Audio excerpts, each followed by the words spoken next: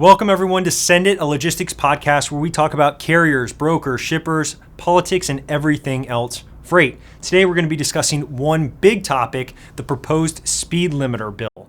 Is it good? Is it bad? Is it needed? Julian and I actually do not see eye to eye on this one, but we're going to debate it. First off, I'm Bobby. I've been in this freight game for over 10 years and currently own a freight brokerage. With me, as always, is Julian Mars. Julian, he's been a freight broker for 7 years now, which is less than 10, so he's obviously wrong.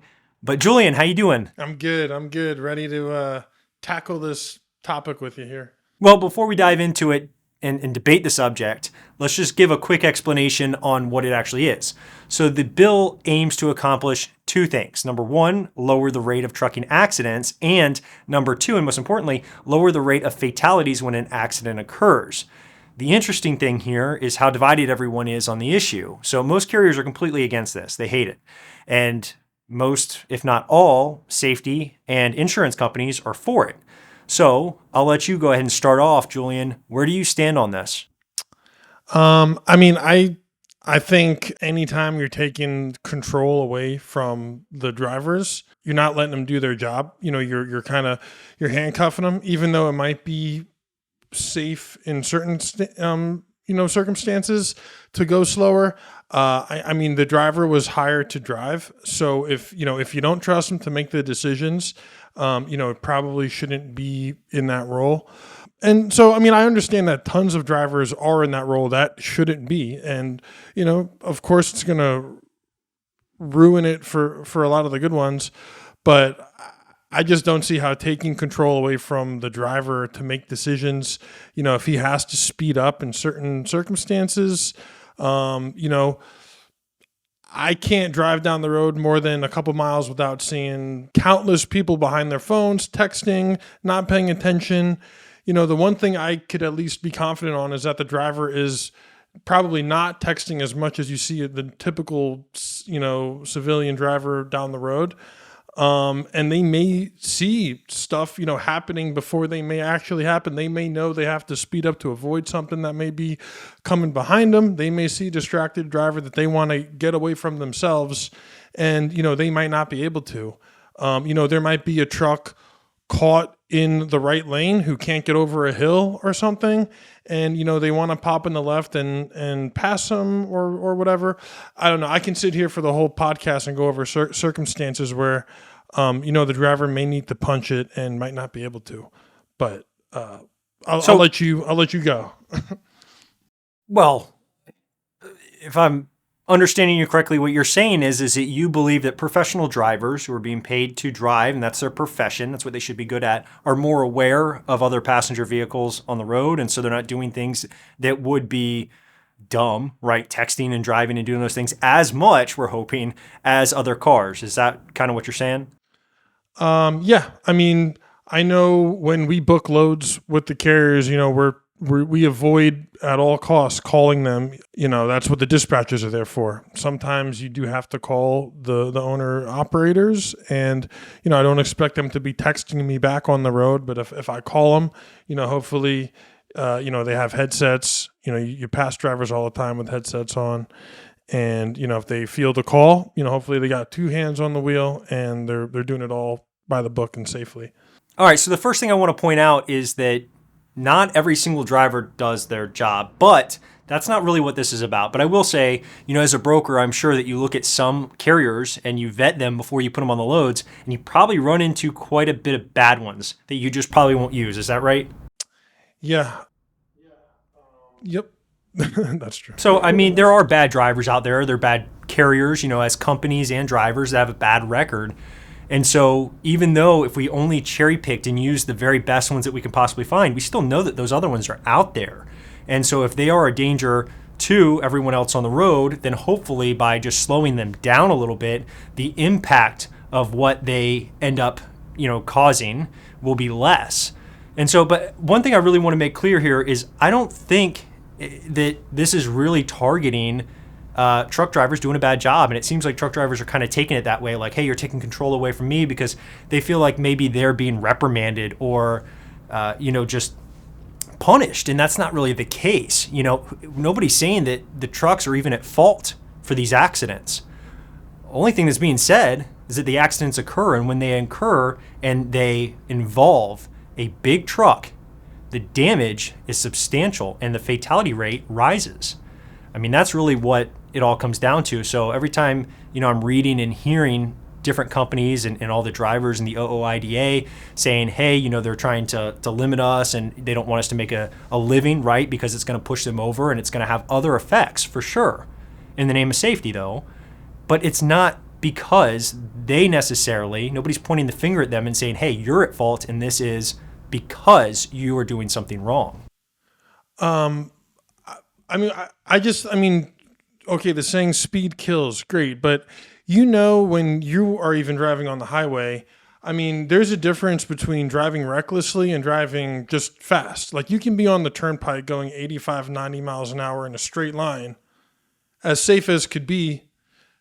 It's the constant acceleration, the diving in and out of cars from the smaller vehicles, the sports cars. Doesn't matter what they're driving. You see Honda Civics going 95 miles an hour, driving like a maniac on the highway.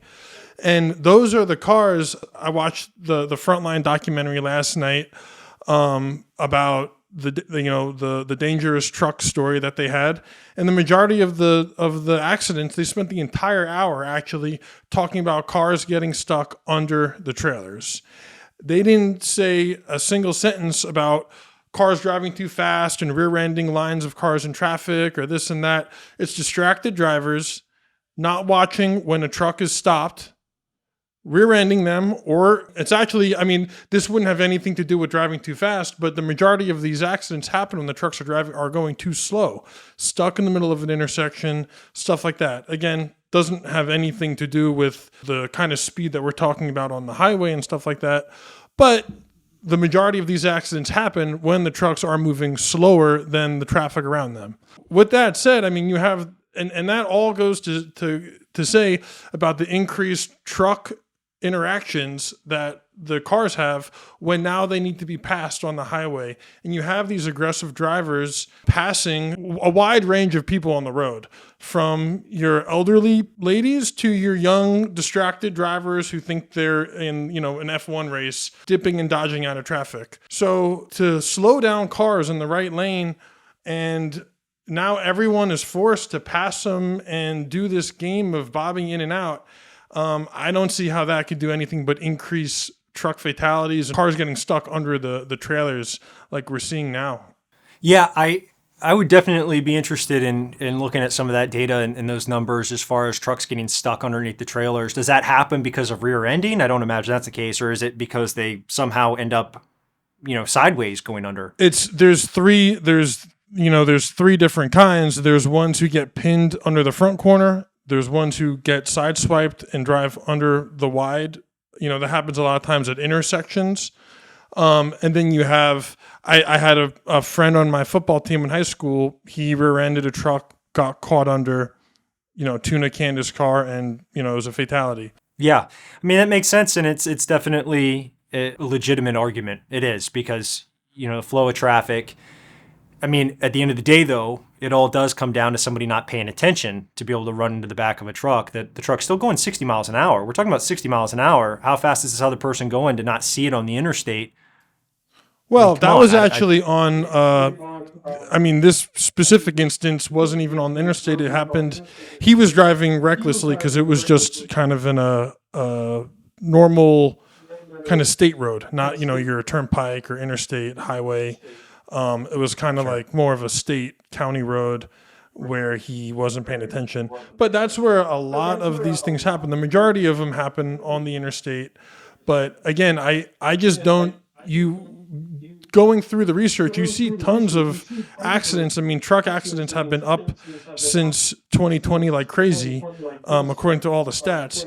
But you don't see a ton of these speed-related accidents. A lot of them are these underride incidents that will only increase due to the truck interactions. I know for me, when I'm driving at a high speed, it's way different than trying to get around other cars and vehicles. You can be going 35, 40 miles an hour. You can be bobbing and weaving, and it's way more dangerous than everyone moving at 85, 90 miles an hour on the highway. And, I say all this, obviously we're kind of taking it from two different sides. That's not to say I think Sure. trucks should be driving 90 miles an hour. I think that there's a happy middle ground that they're trying to figure it out. It's really, it's almost got to be a state by state thing like you do with the overweight limits and stuff like that. Just because driving in New Jersey is way different than driving in the middle of Wyoming. You know what I mean? It's apples and oranges. You can't, the highways are different. The amount of lanes are different. The experience of how the drive, these are city drivers and, probably more than New Jersey area. Whereas, you find a driver from Wyoming, they're used to driving 95 miles an hour without another car to be seen for days. You know what I mean? So the rulemaking will be interesting. Your friend who rear-ended the truck, how fast was he going? He couldn't have been going very fast because it happened right where Route 222 going from Allentown to Reading is basically standstill traffic around rush hour, getting to work, leaving work.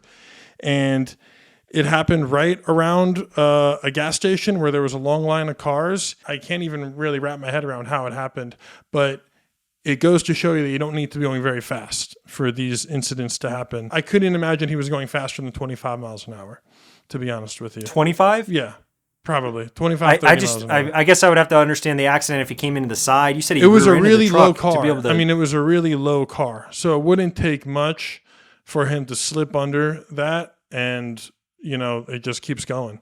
And from the documentary, the Frontline documentary we were watching last night, trailer manufacturers are trying to, you see the bars that come down to protect on the trucks, to try to stop the cars from going under. But the materials there's no regulations for the materials that have to be used. They pretty much fail all the testing that they go through. There's no kind of requirements or federal mandates of the structural integrity of these pieces.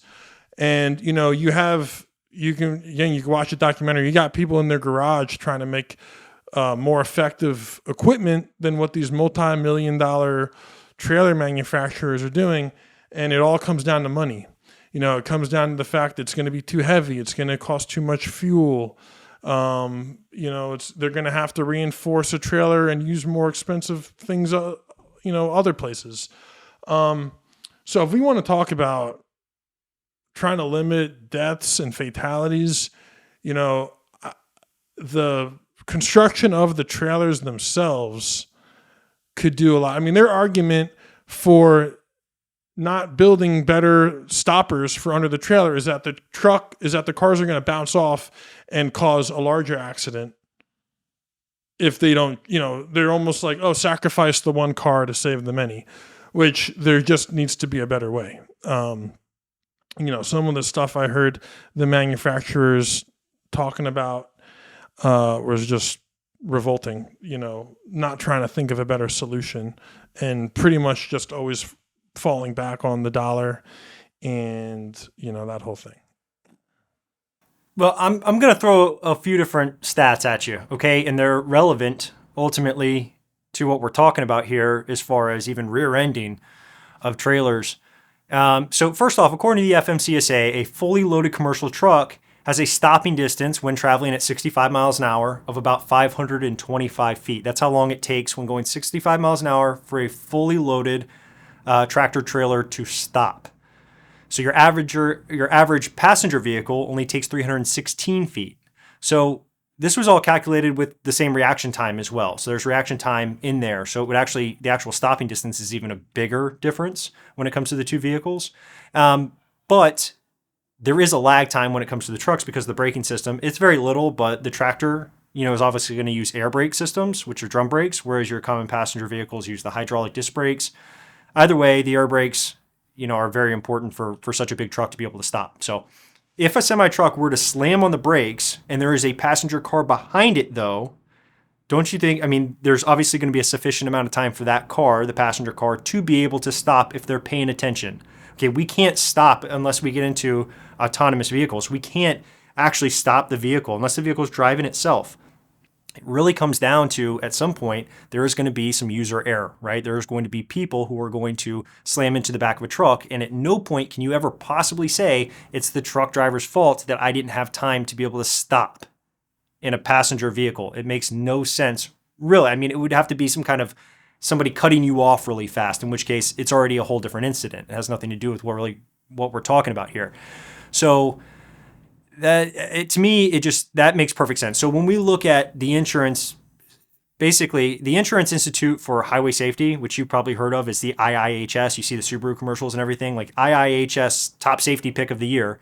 Anyway, those guys, they reported that out of all the big truck accidents in 2020 that actually caused fatalities, okay, it's different. So all of the actual semi-truck accidents that caused fatalities in 2020, only 23% were from passenger cars actually rear-ending the trailers. So I guess my question for everybody who is against the speed limiter bill, are you more worried about that 23% number rising more than you're worried about getting the other 77% of fatal accidents down?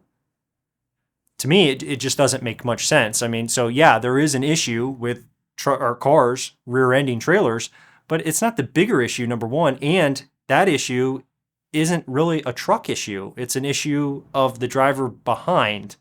So what are your thoughts on that?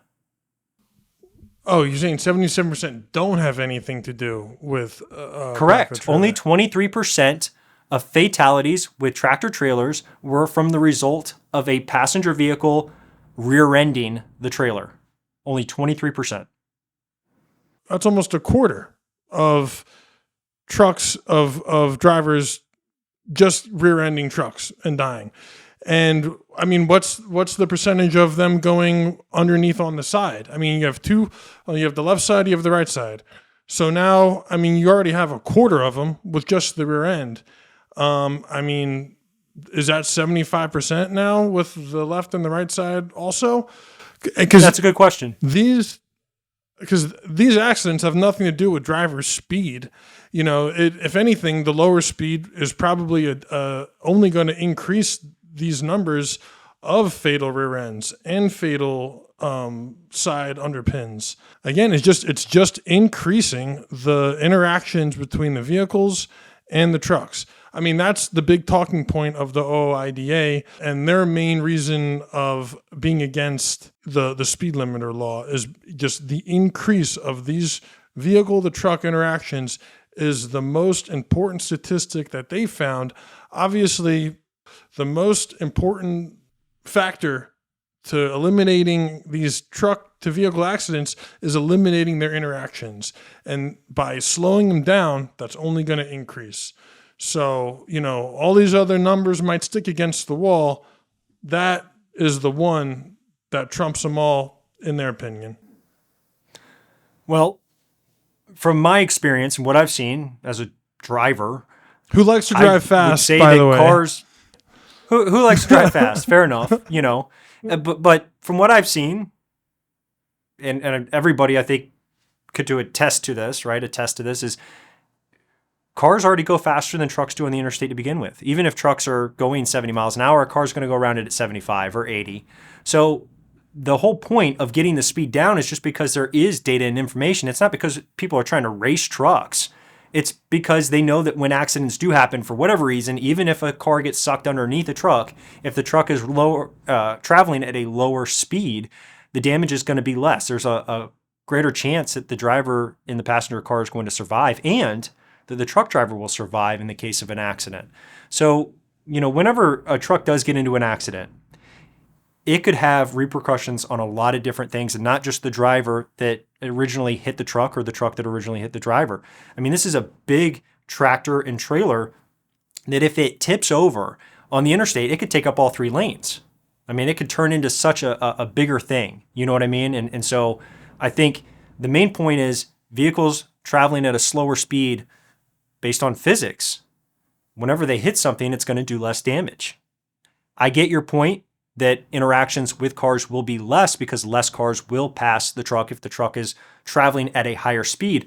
But again, I don't see trucks going 85, 90 miles an hour on the interstate, or even 80, which I think is a pretty typical speed. If the speed limit's like 70 miles an hour, I think cars are traveling 80 most of the time, right? I don't think trucks are doing that. Trucks might be doing 70, 75. The problem is, though, is even at those speeds, it's been proven that those are dangerous speeds in the event of an accident. And so that's why they're trying to kind of calm it down. But I do want to say one thing really quick. And I know, us Americans in the United States, we like to do things our way. And looking at numbers sometimes of other countries is met with some resistance. But I got to look at some of these numbers of what they're doing over in Europe, because in Europe, they've been trying to get the fatality rate for drivers down. And I mean, they've been going full force at it since early 2000s, and they've done really a tremendous job. So in Europe, all commercial trucks pulling a trailer are speed limited. So most countries in the European Union limit them to 80 to 90 kilometers per hour, which is only 50 to 56 miles an hour. So that's their limit in pretty much all of Europe. That's it, 50 to 56 miles per hour. Now, according to the Truck Safety Coalition, truck crash fatalities in Europe actually went down from 2009 to 2015. So a 6-year span decreased by 31%. When there was an accident, the fatality rate was 31% less. Now, in the US, during the same period of time, 2009, 2015, fatalities rose by 15.5%. Now, it's important to note that even though there were speed limit changes in the EU at that time, there were other things that they did as well. They revamped the roads. They made it so that they went full force on this thing, okay? So they made it so that accidents wouldn't happen so much. They made it more engaging. They made it so that people couldn't speed in the areas that they didn't want them to speed. And so they redesigned a lot of their road systems to combat this. But it's definitely done a good job. I mean, the numbers don't lie. The trucks are going slower. I think in Germany, they're limited to 48 miles per hour, is what I read. So, all right. Well, obviously, it's working out. Let's just think about the core differences that we're talking about here. So, in Europe, I mean, so many things ran through my head. I'm trying to remember them all. But, I mean, in Europe, if you're speeding in a car, you don't get pulled over by a cop. You get a letter mailed home to you with a fine. I would say that's probably more effective at keeping drivers at a normal speed limit, because, in America, it's almost like catch me if you can. You know what I mean? Or if you see a cop, he's pulled someone else over, you're good. Vroom, let's stomp it. You know what I mean? So there is, I think, just a general less, there's a less speed going on over there. I was in Spain a couple of years ago, and when I was driving, you don't see, there's no sports cars. There's Fiats. You're lucky if the cars can get to 60 miles an hour in, some of these countries. They're driving glorified go-karts. The way that they design cities in Europe are different. Most people live in town, in the city. There's no commuting. There's no one late for work. You know what I mean? There's no one, there's just less that's driving Spain. To be fair, that's Spain. I mean, Germany has the Autobahn for I don't think, crying out loud. I mean, they have wide open highways for sure. Well, they have the Autobahn. That's it. They have the Autobahn. Everything else, I believe, is business as usual. Or maybe it's just Germany. Everywhere else in the EU, I think, probably they don't have the Autobahn. It's just, I don't hear that anywhere else other than Germany. So, I think it's a lot more regulated. The cars, when you bring a smart car from Europe here, you got to swap the engine out so it meets our energy standards and could, drive the way we have to drive, the car to drive in America. It's just, everything is different. There's just less car interactions in Europe. You know what I mean? You have less sports cars. It's not as easy to get cars that are fun. You take I know when I'm in Florida, a cop won't even pull you over unless you're going 100 miles an hour in South Florida. I'll be going 85 like I'm standing still. You know what I mean? I couldn't imagine if I was going any slower, I would actually feel like I was in danger. The speed and the force at which some of these cars are driving at. You just don't get that in Europe. I just don't think it's comparable. for the way our highways are designed, you know. But the percentage is the percentage. So, I mean, whatever they're doing, they still got it down 31%. So, you know what I mean? I mean, it's still a decrease on their current system versus their old system. It's still working. I just want to see the truck accident information as broken down by speed. Because I said before, most of these truck incidents happen at a lower speed. You're talking about trucks getting rolled over on a highway and shutting down. You don't have to be going 60 miles an hour to roll a truck over. You know what I mean? You can take a sharp turn going Absolutely. 20 miles an hour and you can land on a bunch of cars or shut the highway down. Has nothing to do with how fast that truck was going. I mean, as far as it has something to do with how fast it was going, but the law wouldn't have anything to do with stopping that truck that rolled over going 20 miles an hour from rolling over. You know, this law wouldn't So have you don't think wouldn't maybe stop any on like an off ramp? I just think we're focusing on the wrong things. I mean, you look at the trucks in Europe, they're even designed differently. I think you got to go, you got to go down to you got to work together. It can't just be a law with the trucks. It's got to be a law in agreement with the trucks and the trailers. I don't think, or the trucks and the cars. I don't think in Europe, the speed limits are vastly different than what the truck governors are over there. If you're telling me the truck can't go over 50, 60 miles an hour, I can't imagine the speed limit being much higher there either. Like I said, when I was in Spain, the speed limits were pretty low.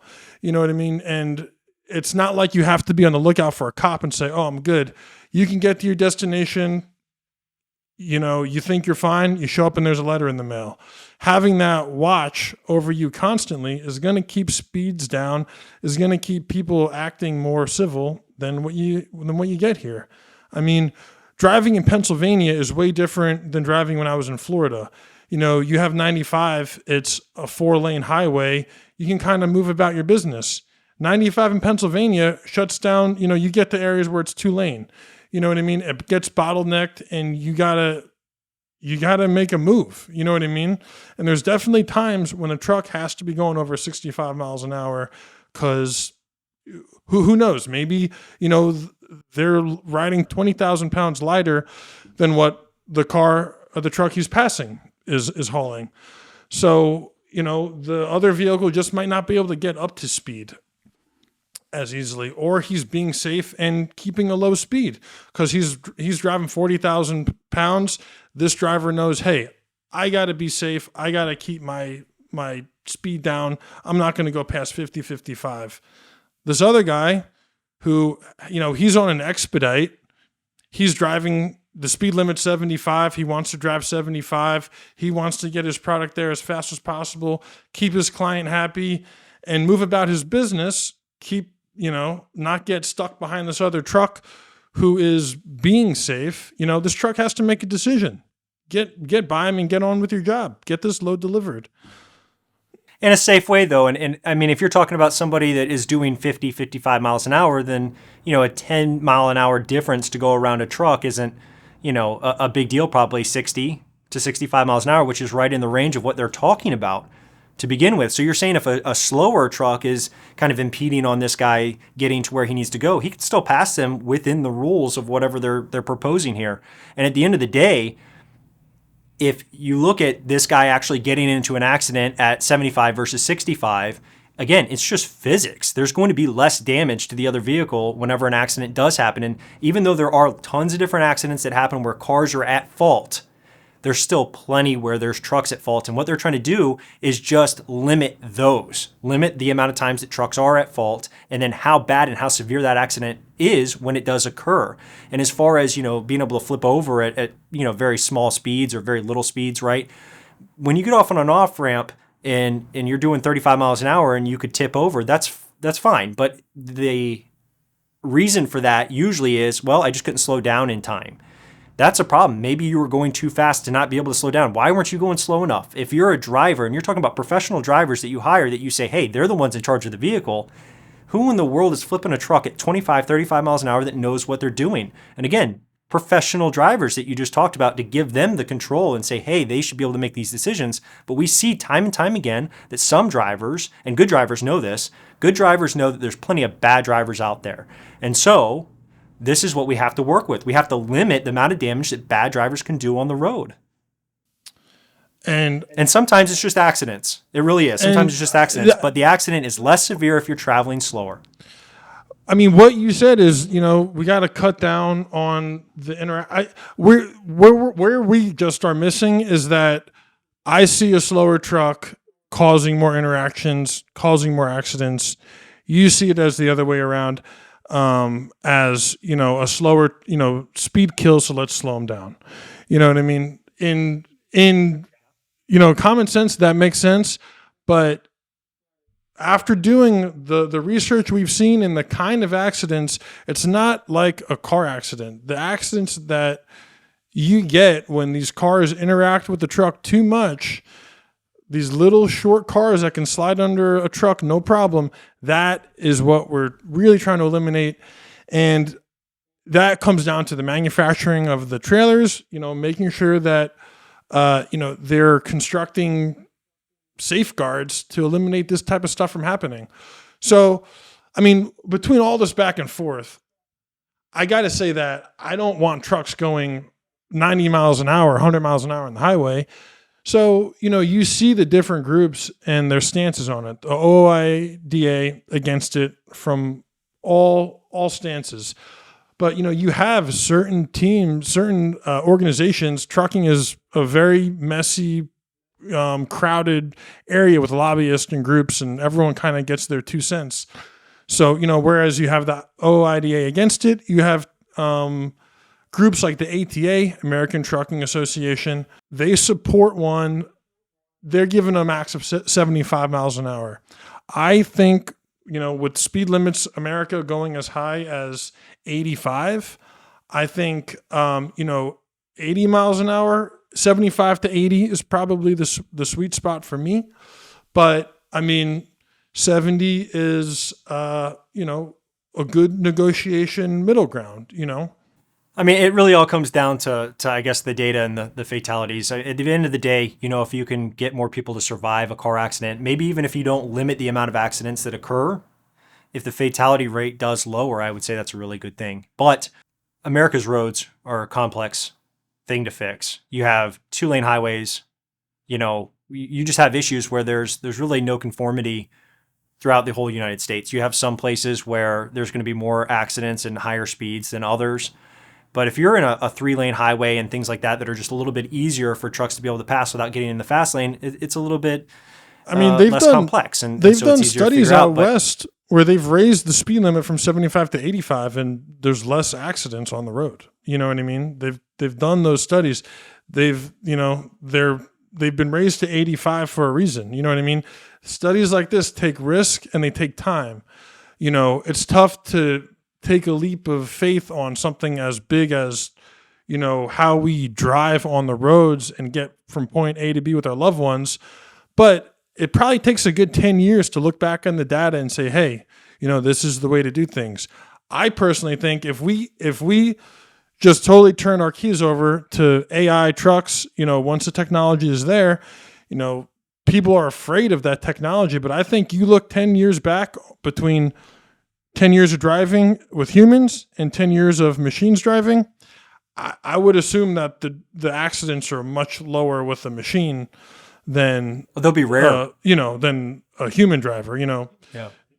Machines don't get tired. They'll be machines rare. Don't get hungry. It would be a abnormality, to have an accident. Yeah. So it takes one accident gets every news outlet in America doing a story on it, but I don't even know what the stats are. How many seconds pass and a fatal accident happens every time in America. Probably a couple times every minute. Yeah.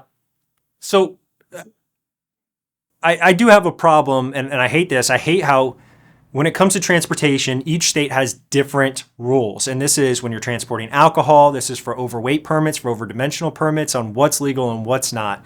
And so the thought of making it each state different, and a driver who's an over-the-road driver who's going to go all over the United States, who knows which state he's going to go through, not necessarily knowing is he supposed to Google the rules every time he's going into a state? You could say yes, I guess, but that's a pain.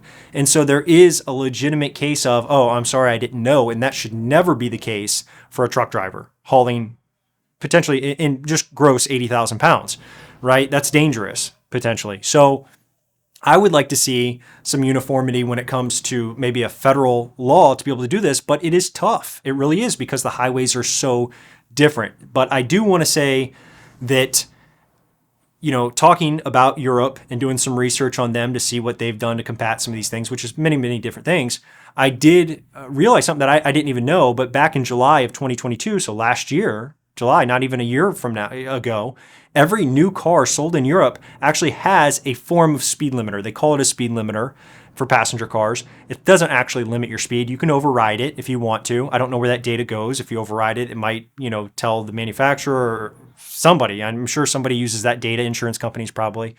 And so it knows where you are on the road. It uses GPS, much like your car, I'm sure, has. It probably shows you what the miles per hour is on your dash when you're driving, right? Yeah. Yeah, so does mine. And so whatever that is, it only allows you to accelerate up to that speed. And then once it gets to that speed, there's different kinds of software. Some of them will vibrate the steering wheel. Some of them will make sounds. And some of them will actually stop you from going any further and push back on the pedal a little bit. It pushes back against your foot. And it just says, hey, are you sure you want to do this? And then you can keep going if you like. But then if you get pulled over, or if there's anything, even an accident, you could be at fault even when it wasn't your fault, just because you were speeding. And so all that data, I'm sure, is compiled. I don't know, it's all logged, of course, it's software. It might even be sold to insurance companies. Well, one thing we've actually seen something similar. Like Progressive has the snapshot, where you plug it in your car and it looks at all your driving records and it rewards safe drivers. There you go, Progressive. Pay us. Is something that could be used potentially in the trucking world over here. So if we were to look at it on a state by state basis and a truck goes into a new state, at least they would know the rules at that point. So if there was something where, hey, it's 85 now, you're limited to 70 instead of 60, or 75 instead of 65 to help the flow of traffic.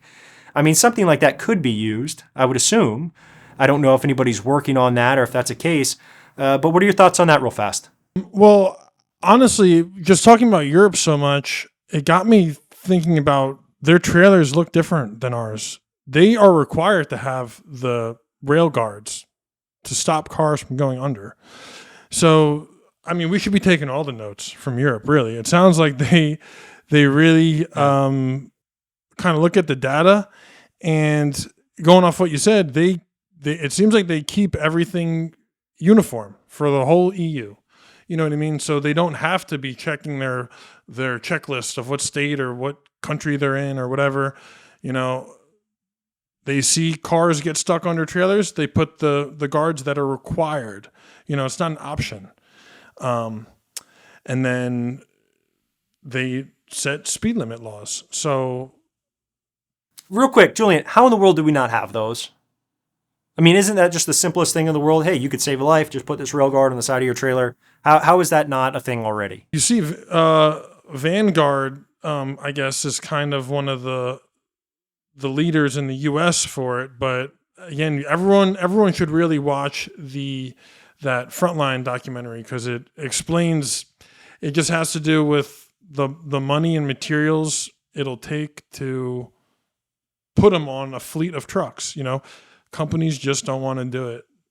That's sad. Yeah, it's sad. Yeah, that's sad. So the last thing I want to say, and then I'll let you wrap up too, is, I think it's important that we do not just limit speeds, which I still think that it is important to limit the speed of a truck. Okay. Now, whatever that speed limit is, whether it's 75 even, which I think is too high, but to each his own, whatever they come up with, no truck should be going over 75 miles an hour, in my opinion. And there's also another train of thought on that is, what if they're traveling or hauling rather, more than 80,000 pounds? What if it's an overweight load? Now all of a sudden the damage becomes much, much more. It could be 120,000 pounds.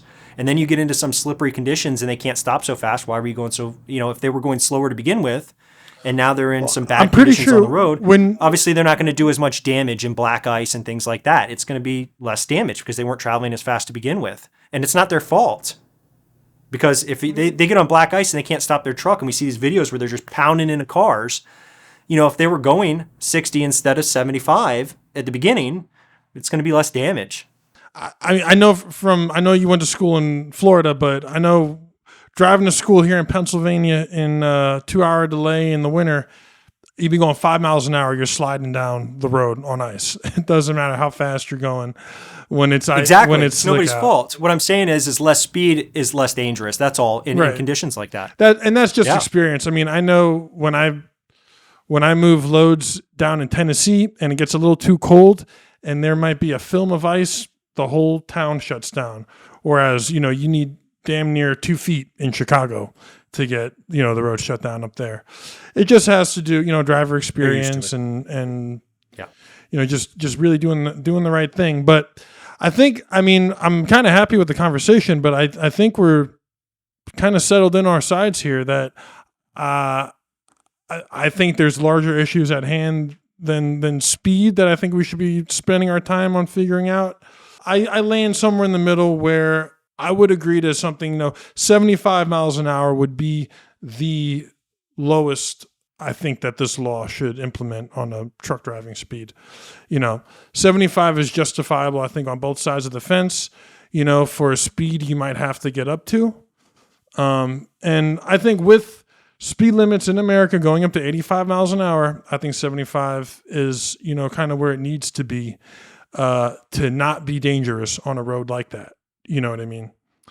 Well, I do think that even if it is a smaller issue, if there's other larger issues, this is still one. Speed is still a factor. So yeah, could trailers be more safe? Absolutely. And that's something I want to talk about really fast to wrap up. But, speed's still an issue, even if it is a smaller one in your opinion. Somebody needs to at least look at it and say, hey, we need to do the best that we can and get the speed down so that when an accident does occur, it's just not, we need to get the fatalities down. At the end of the day, we got to get the fatalities down. There's way too much impact that a truck can have whenever it causes an accident. Well, my opinion on, I will agree. Also to wrap up, I think, it almost seems like it's more of a PR stunt than people actually caring about the safety of it. You know what I mean? It just seems like one of these DC lobbyist shouting points where, they're trying to appease their base and the lobbyists and everything. And I'm not sure if I really hear too much honest stances on it, one way or the other. It feels like everyone has an alternative agenda on this one here. I can definitely see that if a truck is going slower, more cars are going to pass it, so it will have more interaction with cars. I can see that. Can you see how if an accident does occur and a truck hits another passenger vehicle, by it going faster, by physics, it's going to do more damage and increase the likelihood of killing whoever's in that other vehicle versus if it were going slower? Sure, I can get real creative with it, but in a normal, it's not creative. Again, it's just that's physics. You add more weight, this massive thing on the road. You give it speed, and then you have a collision. And the more weight and the more speed that object is traveling at, the bigger the damage you're going to have. It's less about. What we've both been shouting is I think it's less about the trucks colliding. That isn't, you haven't really seen too many stories about the trucks colliding with the cars. It's the cars colliding with the trucks. You know what I mean? So the speed of which, there's been very few articles which I've been reading where truck was driving this fast, this, that, and the other, car hit the truck. That is a lot of what these instances are. It's not so much of the truck driver. If anything, you see a lot of stuff with trucks having out-of-date equipment, rotted tires, so they blow a tire and getting themselves into a precarious spot. They have bad brakes, which goes hand in hand with what you're saying, speed kills. But if you got bad brakes, you got bad brakes. 65, 75 miles an hour, get your brakes up to code. It should be able to stop whatever you're driving at. So if I'm a DOT officer, though, and I know because of these DOT Blitz weeks and these checks on the brakes and on the trailers, and I see the high out of services being put in every single DOT Blitz week, every single year, is not one way to look at that is say, hey, we know that there are a lot of trailers out on the road that we cannot control because year after year, we're constantly putting more vehicles out of service. We're writing more tickets. Is Does it not make sense to try to combat this by limiting the speed, knowing that they're not going to be able to stop as efficiently as they should? Is that not a way of doing your due diligence as a DOT officer or as the FMCSA to try to save lives? Sure, but that's not going to the root of the problem. The root of the problem is asking, why are we announcing DOT Blitz Week and, giving these carriers who aren't doing their part in keeping our roads safe and giving them a pass and letting them know, hey, you stay home this week. And when you do work, charge double to make up for the time that you were off. You know what I mean? That's the problem with DOT Blitz Week these itself. Trucks in order is to have these workers on the road checking these trucks every single day. You got to put a certain amount of fear in the carriers, and you can't just say, "Oh, no, we're going to just change the engines, and now you can't go fast anymore." Who knows? 10 years could pass, and we could see higher uptick in accidents, and then what?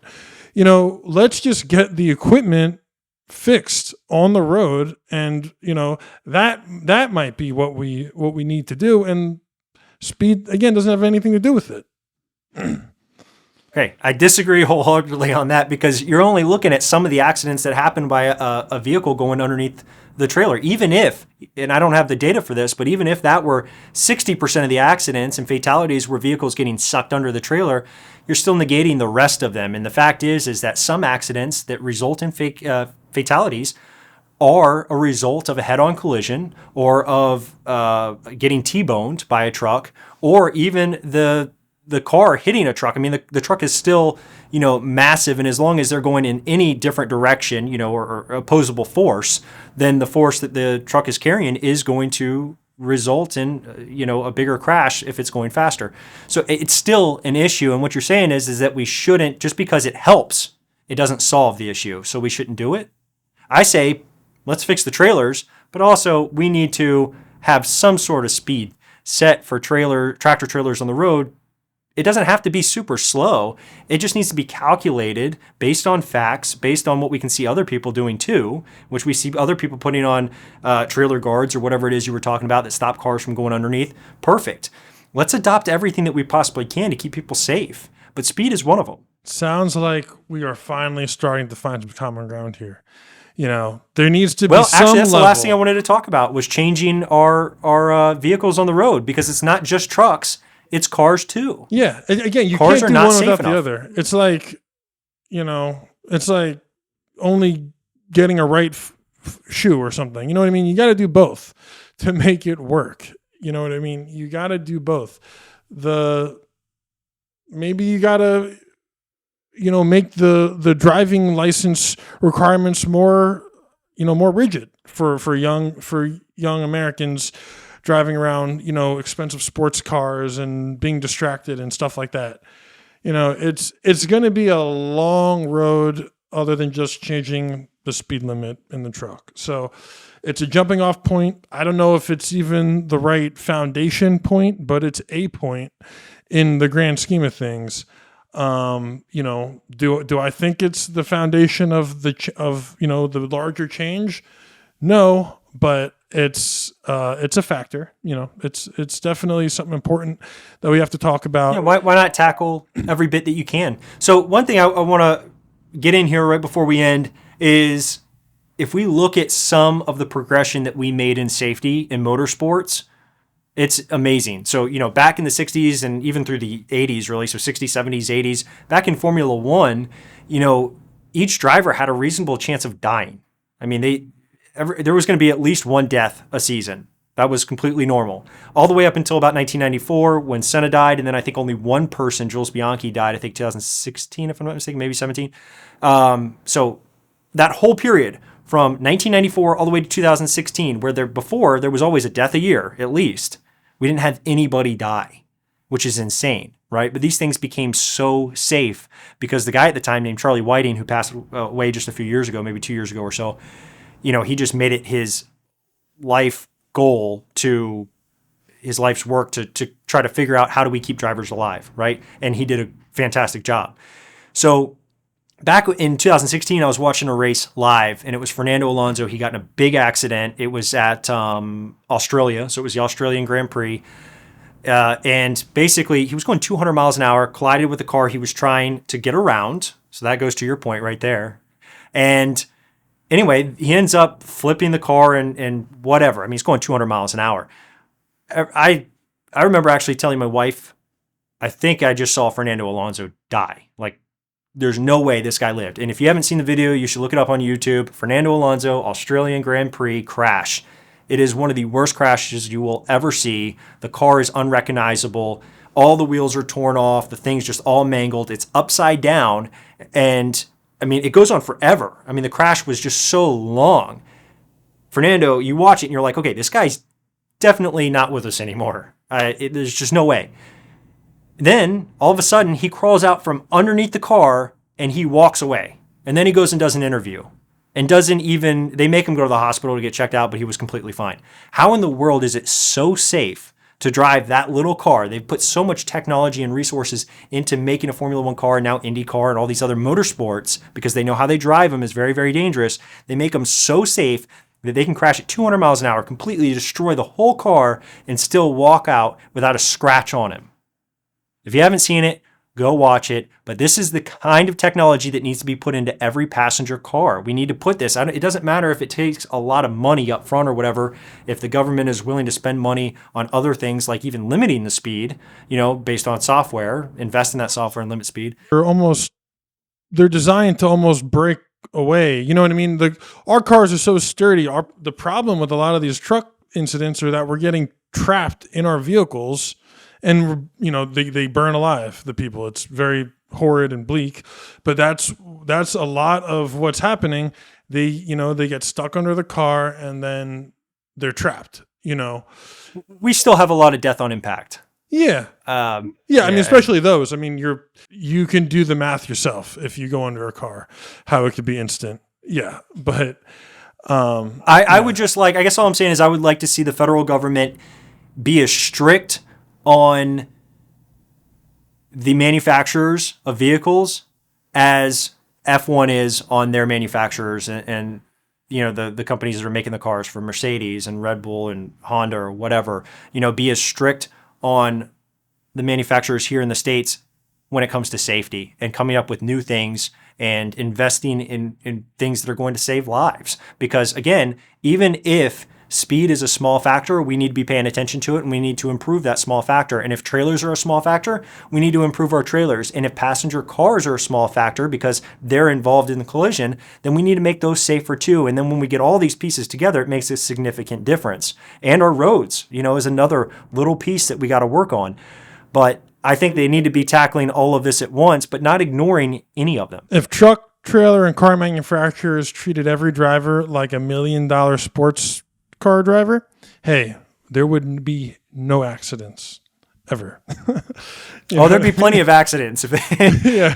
Well, hopefully the very fatalities. Few fatalities. Yeah, you got to keep those guys alive. But hey, if you got it, a truck brought it. That's the saying. You got to put this technology into everything on the road there. So I couldn't agree more. All right, well, that's it for today. Thank you guys for listening, and we'll see you guys in the next one. Actually, you won't. I don't know why people say that. We can use that outro, but we're not going to see you. You're going to see us. It's a dumb thing to say. Everybody says it, but it's dumb. You're going to see us. Actually, if you're listening on a podcast, you won't actually see us. The creepers. That's what on Always Sunny, they have the video and they have just the audio. If you watch, you're the creeper crowd. Oh, really? I might actually keep that ending up until the point where you call them creepers. For a completely free course on how to be a freight broker and some really good information for anybody in the transportation industry, go to ican'tremember.com and click free training. Sign up there and show that you subscribe to our channel and gain access to our domestic broker course. I'll see you there.